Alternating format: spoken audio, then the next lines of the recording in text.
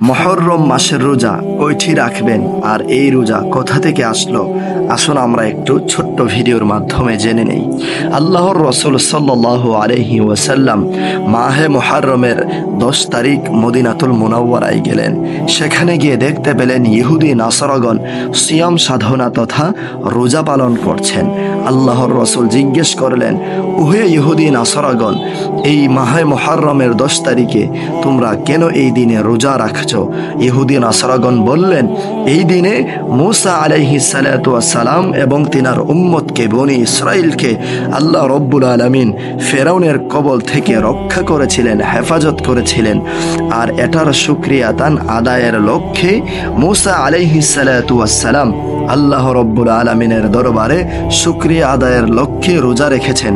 আর এই রোজাকে আল্লাহর নবী মূসা আলাইহিস সালাতু ওয়াস সালামের সুন্নত পালন করে আমরা তিনাকে অনুকরণ করছি, মূসা নবীর সুন্নত পালন করছি। তখন আল্লাহর রাসূল সাল্লাল্লাহু আলাইহি ওয়াসাল্লাম বললেন, তোমাদের থেকে আমরা মূসার বেশি হকদার, সেই কারণে আমরাও মাহে মুহররমের 10 তারিখ রোজা রাখার চেষ্টা করব, রোজা রাখব। আর সেদিনই আল্লাহর রাসূল রোজা রেখেছেন এবং সমস্ত সাহাবাই কেরামদেরকে রোজা রাখার নির্দেশ দিয়েছেন। সকল মুমিন মুসলমান সেই দিন রোজা রাখেন।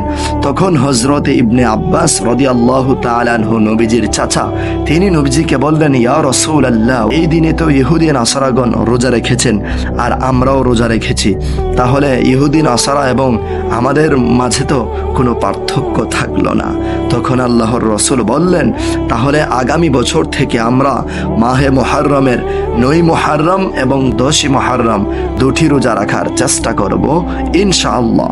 এবং সমস্ত সাহাবায়ে কেরামদেরকে নির্দেশ দিয়েছেন যেন ইহুদি নাসারাদের সাথে আমলের ইবাদতের কোনো মিল না রাখেন। সেদিন থেকেই সমস্ত উম্মতি মুহাম্মদী সাহাবায়ে কেরামগণ আল্লাহর রাসূলের নির্দেশে 9 তারিখ এবং 10 তারিখ সিয়াম সাধনা তথা রোজা রেখেছেন। তবে এই মাহে মুহররমের রোজা না রাখলে কোনো গুনাহ হবে না।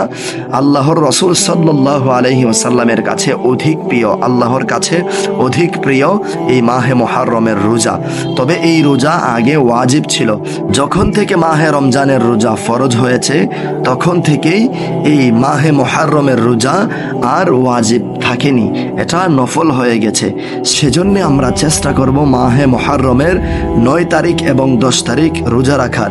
আল্লাহর রাসূল সাল্লাল্লাহু আলাইহি ওয়াসাল্লাম বলেন, যেই ব্যক্তি মাহে মুহররমের 2টি রোজা রাখবে, আল্লাহ রব্বুল আলামিন তার 50 বছরের গুনাহের কাফারা করে দেবেন।